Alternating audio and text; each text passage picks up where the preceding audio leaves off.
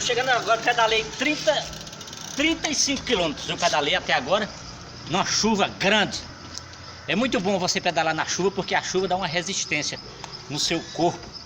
Porque conforme você vai suando, o seu corpo vai recebendo também a água energizada da chuva. Essa água ácida vai limpando os poros automaticamente.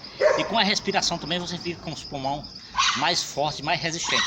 Então eu recomendo, quando estiver chovendo, vocês podem tomar banho, podem andar de bicicleta, de bike na chuva, porque faz bem demais. Assim como o sol tem suas propriedades, suas vitaminas, a vitamina D que é bom para o nosso corpo, para a nossa pele, assim também a chuva tem as suas vitaminas, tem os seus sais minerais e tem os seus benefícios para o ser humano. Então andar na chuva de bicicleta é muito bom para a saúde.